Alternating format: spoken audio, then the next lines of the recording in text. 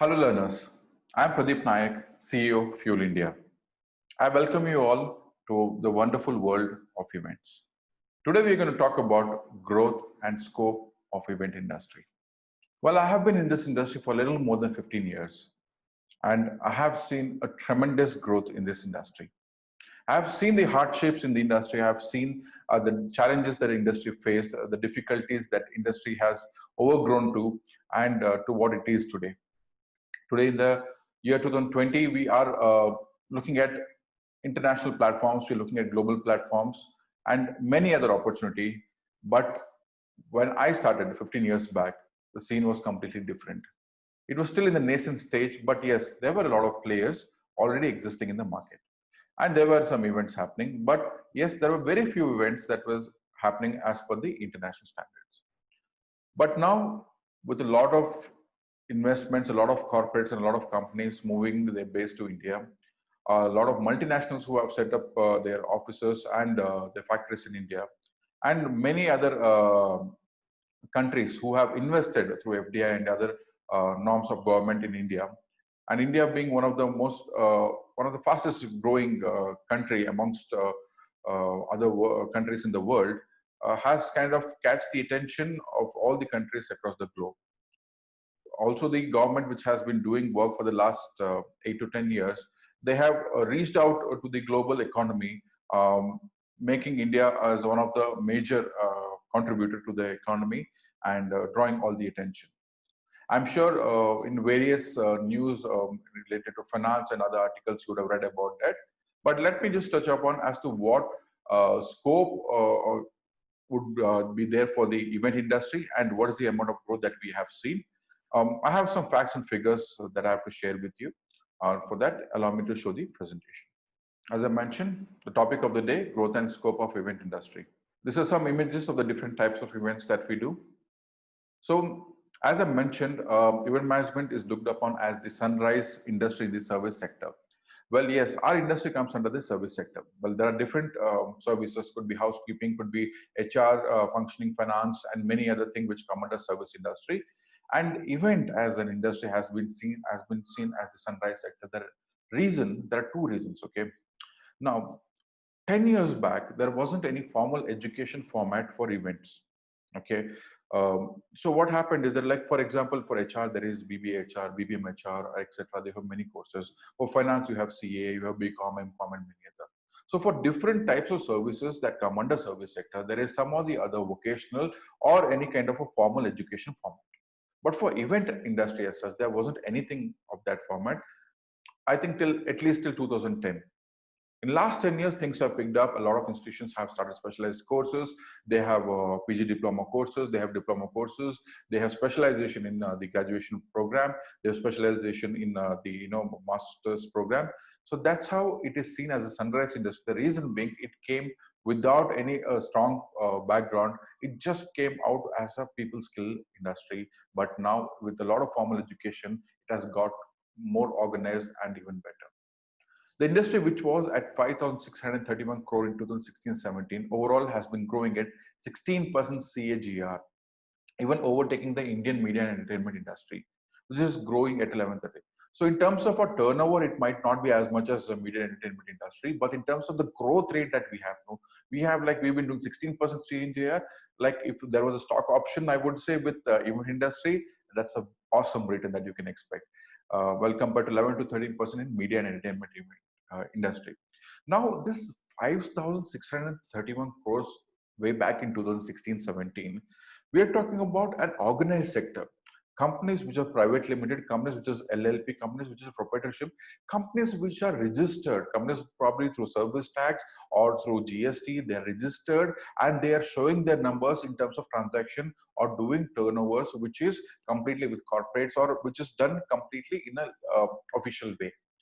Well, this would be just 60% because the equal amount of 40%, which is completely, or 50% to 40%, which is unorganized sector. This, as I mentioned, our industry started as a skilled, as a people skill industry where people gain skill by working in event industry, and then they rose up to creating their own companies or creating production houses. So what happened is a lot of people still 40 to 50%, as I would say, even today, that they're still under unorganized, in the sense they would invest and they would rent out things for, sometimes it would be pure cash transaction, sometimes it would be a bill transaction, so many other. And a lot of people might not have registered, or a lot of people are below the transaction of 20 to 30 lakhs a year. So you'll find a lot. I mean, when I say lot, it's like thousands of companies. So an equal amount, I would say, would be there in an unorganized sector. So this report was put together by Ernst and Young for EMA, that is Events and Entertainment Management Association. That's where we got this data from. So they have been actively looking. So Ernst and Young, being such a big financial company looking towards event industry and their growth rate, so they have predicted that event industry as an industry would grow beyond 10,000 crore mark in 2020 2021. That is this the financial year that we'll be looking up to as I make this video. So that is the growth rate. So just imagine 5,631 crores in 16-17. Exactly 5 years from there, we're looking at double. Look at the CAGR. Like no, I think this is one of the most promising industry that can give you that kind of returns. But that the reason being the amount of growth that is happening. As I told, a lot of corporates coming into India, a lot of brands that are coming into India, that is their global. And most importantly, people in India who have got this exposure, who have gone to different countries, done these courses, have brought all those things to India and are expanding. Like if there were 10 companies who were used to do events abroad way back in 2009, today we have 200 companies who are doing such things. Before, I would say there is only 100 destination weddings used to happen, and today there is 100 destination weddings that happen every month. So that is the scale that is increased to. Also, a report by Allied Market Research, it also says that the global event industry stands at 1,100 billion in 2018, and it is also expected to grow at 10.3. On a global level, it is growing at 10.3%, because there are a lot of countries that come under it, like close to 140, 150 countries that come under the global ratings that they're going to do. And they expect this to go to 2,330 billion by 2026. That is another 8 years from 2018. That is 2020 that we are looking into right now. It might be another 5 to 6 years. But look at this size, $2,330 billion industry. That's the size. That's the size. And I'm sure India will be one of the major contributor to that number. Now, let me just show you a graph, which is for India. This is put together by Ernst & Young.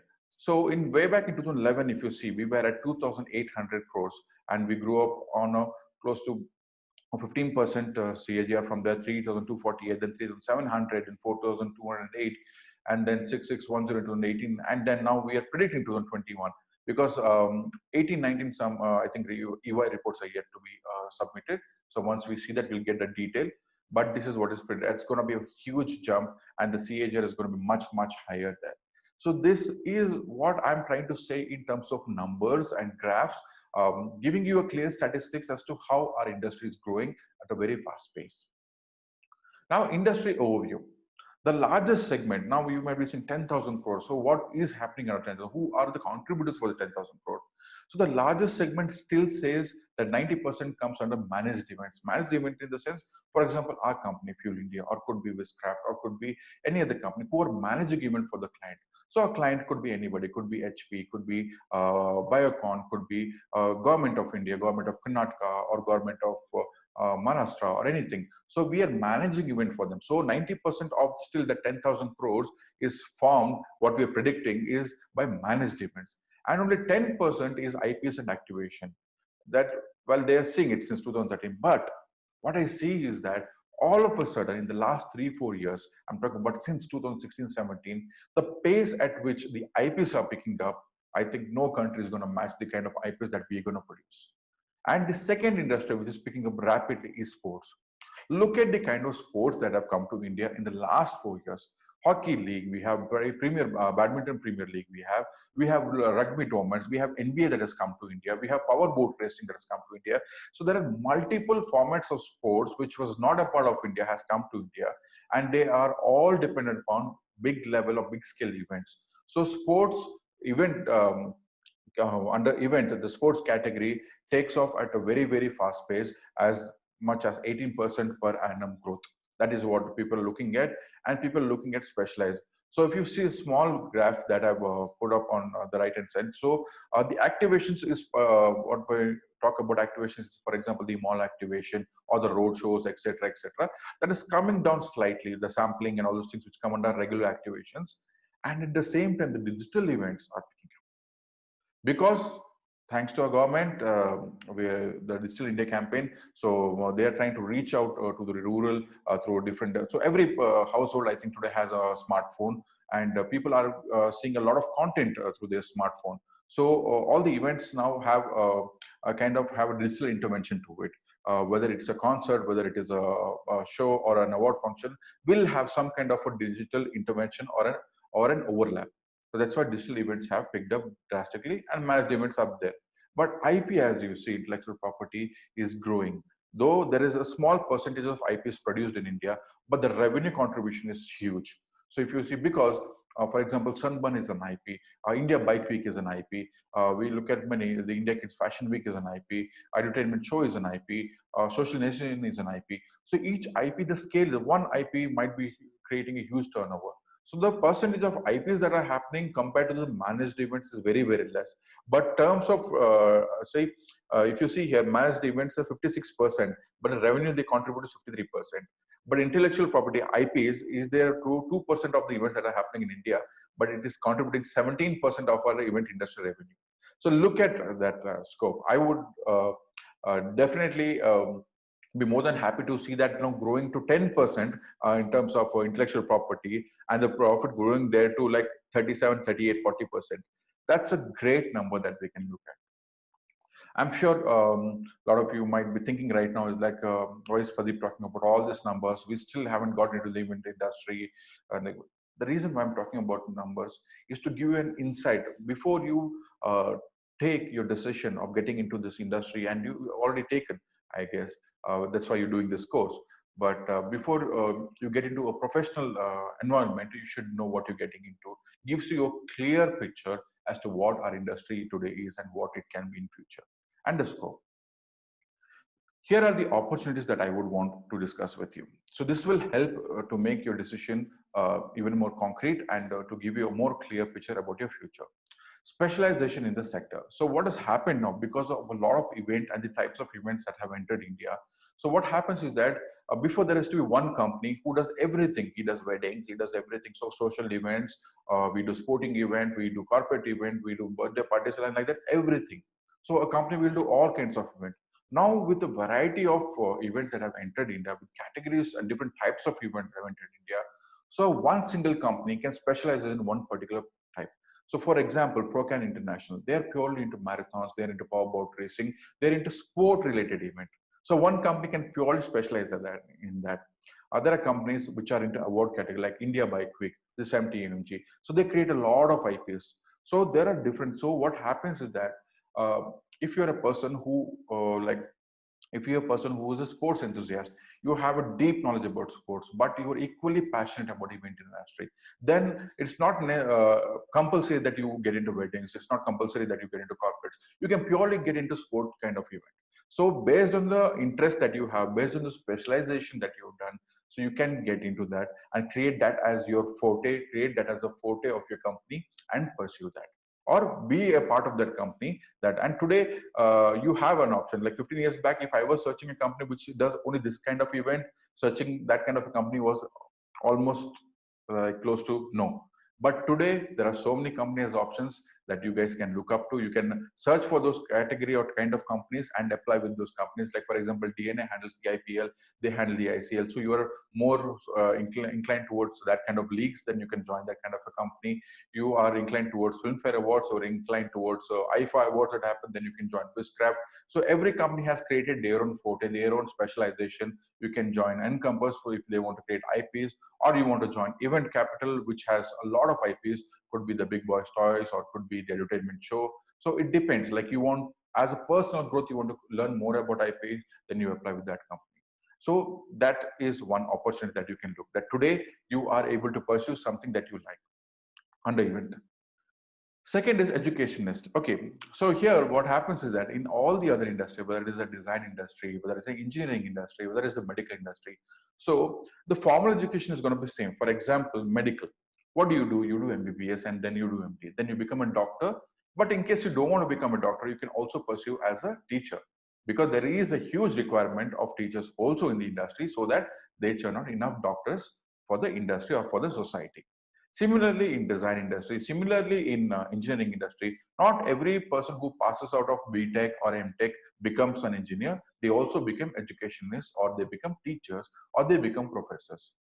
With the rapid growth of the demand for event industry as such, so what has happened is that in the last 10 years, there are a lot of institutions who have started offering event management as a course. So it could be what you're studying right now under IGNO, or it could be different institutions who are offering diploma, postgraduate diploma, specialization in graduation or masters, etc. So there is a huge opportunity: 3-month course, 6 months course, 1 year course, 2 year course. So there is a huge demand for the people who have been a part of the industry. So what you can do is you can join event industry, get some hands-on experience for 5, 10 years or 15 years.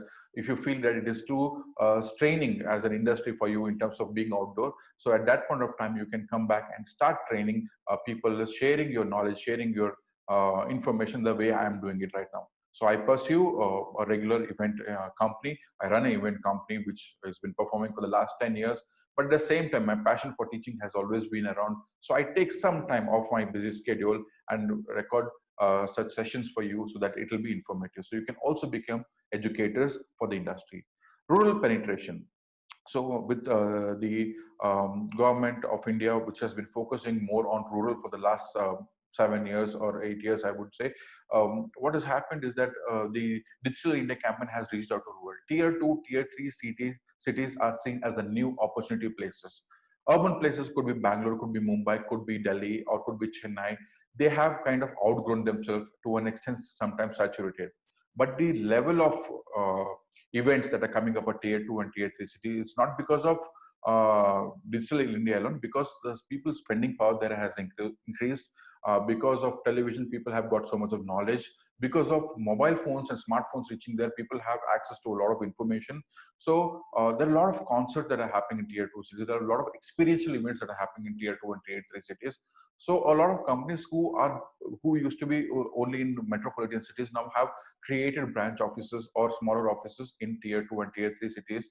And that also helps in another way. So you don't have to leave, for example, if you're coming from any of the tier 2 and tier 3 city, you don't have to leave that city. Rather, these companies are coming to that cities. You can join them because they're hiring local manpower, local resource, because in event, the local knowledge plays a very, very important role. And that would help you in terms of gaining more employment. Digital India. As I time and again I mentioned, Digital India plays a very, very important role in the event industry. All the events today are marketed to different digital platforms, could be Facebook, Instagram, or could be WhatsApp, etc. And there are many softwares that have been developed for the event industry. For example, softwares for registration, for conferences, for exhibitions. And today, a lot of scope has been given, or importance has been given, for virtual events, so that if there is an event that is happening in Bangalore, or it is happening in Delhi, a person sitting in Shimoga, a person sitting in Mangalore can also see that event, even if he's not able to travel. Or it could be an event that is happening in US. It could be beneficial for somebody from a very, very small town in Assam, or small village. As long as they have internet, they can get access to it. So, and we as event companies can host such events. Virtual platforms or such technology are in place today, thanks to the campaign which has been initiated by our government. Next opportunity which I would also like to mention is personalized event. So what has happened today is that, as you know, wedding event, what happened to weddings? So weddings were mainly done by the family members itself, like chacha, uncle, aunt, and brothers, sisters. Everybody used to come together, and each one of the family members to take up on a task, and they used to execute it. What used to happen is that everybody is busy in that work, that nobody is enjoying the wedding, and nobody remembers what exactly happens. This used to happen 20 years back, but now things are different. People hire wedding planners, and they take the complete control, from designing your wedding card to designing your wedding dress, to your makeup, to your card decor, to the hotel that you select, the food, the catering, the styling, your vacation, and if it is a destination wedding, how they will fly, your visa tickets, etc., etc. Everything is managed by wedding planner. The reason being the entire family is enjoying the entire process. Could be from the roka to the haldi ceremony, etc., whatever kind of ceremonies that we have. So they are enjoying it completely, being a part of it, getting captured the entire. So what has happened is that this has further evolved, and people with good spending power have want even more detail. So I have seen a few events. For example, if I'm organizing a movie night for my friends, just 30, 40 of them. So what happens is that here the event companies will help you book a villa or an open space, like a good resort space or something. They will take the licensing of that movie. They'll play that. All the ambience around that venue is created as per the convenience of those 20, 30, 40 guests that have called for movie night. So this the amount of personalization it has reached to. A girl or a boy who are into relationship, the boy wants to propose the girl, asking her for marriage. Even that is designed and created or conceptualized by event companies today. So to that level, so personality events are also now all of a sudden have come into mainstream. As I told in my previous session, that events like the funeral, the after, like for example, if there is a big celebrity or a big businessman who has passed away, after the cremation and everything, there is a sabha that is called, and even companies are hired today to arrange such sabhas and manage such sabhas, so that the family members are who are grieved at that such deep, like in such who are in such bad situation because of somebody very close to their heart has passed away, they can purely focus on talking to their family and friends rather than looking at arrangements. So event companies play a very important role. As I said, and I keep saying in my previous session, from the time you plan your birth, so baby shower to funeral, event companies are there everywhere for every occasion of your life. Global platforms, that's another opportunity. So the India Trade Fair that happens in London, or could be the Davos Summit that happens in Switzerland, and many others. So India, really leading at the global food front, has put our country into a very important spot. Every country is watching India now, and India is participating extensively in most of the events that are happening across the world. From our IT companies or from our multinationals, could be Tata, Mahindras, and everybody who have a global presence, are participating in events and other conferences or exhibitions that are happening across the world. So what has happened is that all of a sudden, everybody are seeing it. India has a spending power, is coming and doing events there. So we're collaborating with a lot of event companies abroad and doing such events. In fact, destination weddings have picked up on an average 50% to 60% year on year. Companies that countries that we have never heard of, could be Malta, could be anywhere. Look at the recent weddings of Virat Kohli and Anushka that happened, Deepika Padukone and Ranveer that happened at the Italy, and many others. So a lot of exotic destinations have opened up for India, and people are looking up because the celebrities are getting married there, and now people also want to go there, get married. So all of a sudden, we are a preferred country amongst the global destinations. Sports event, time and again I've discussed, and I've always said, with the coming of NBA, it could be powerboat race, or could be many other rugby events, or could be baseball, which has come to India, has opened doors to many global sporting companies, setting up their offices in India, opening up newer event avenues, creating newer event opportunities, collaborating with event companies to create such championship or could be races, including, for example, both international circuit, which was created 6 7 years back. We had one round of Formula One, or one or two rounds of Formula One that happened. Post that, truck racing, Prima truck racing also came to India, and that was like the Prima was a sponsor of that. So the truck racing that happened at the Booth International Circuit. So these were things which we like 15 years back. I never heard of truck racing happening in India. Formula One, NBA. Oh my God, this is like something. I'm sure you guys are entering the event industry at a very, very good time actually, with so many options which is available today, um, for you to choose from and make your specialization. These are some of the images of the kind of events. So the first image you see the NBA India Games that happened last year. The second image on the right hand side you see of a virtual conference that is happening, where around 1,000 to 2,000 people are attending across the world, giving you the feel of actual conference. And just below is the image of a powerboat racing. So One point that I forgot to mention is the virtual events. With accessibility to technology becoming much faster and much more feasible, so virtual events has picked up really well.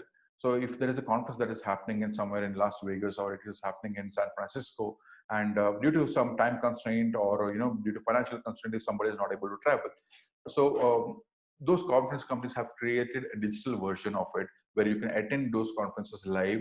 And it's a small, it's like if you have to go to San Francisco, attend that event and come back, it is going to cost you not less than 2 to 3 lakh rupees. But the same thing can be attended today by paying just 10,000 rupees as a digital event ticket, and you attend that. So things have evolved. So by paying 10,000, you're saving around 2.5 lakh rupees of going in. Yes, the experience is going to be completely different when you're there in person. But at times when situations don't permit, and if there are many such events happening throughout the year, you can't keep going to every event and spend like 30, 40, 50 lakhs a year, right? So what we do is we attend few of this online, and few wherever it's possible we attend in person.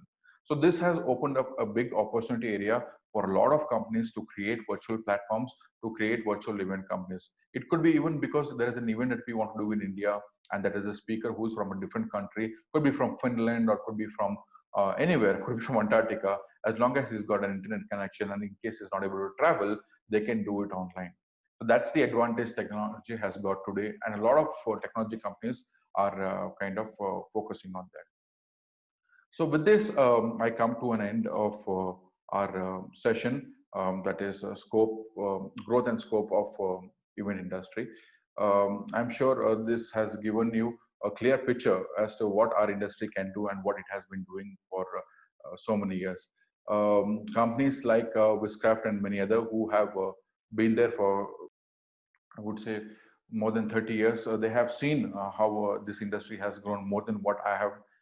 But at the same time, uh, I have seen this industry for the last 15 years, and this there has been a tremendous growth. What you made is the right choice.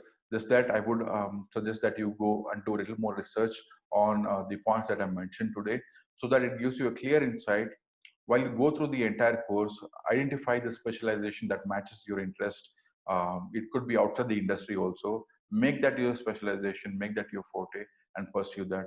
And I'm sure any kind of industry that you join, if you're doing it with a lot of passion and hard work, automatically, even if there are 1,000 companies already operating, you will still excel in that.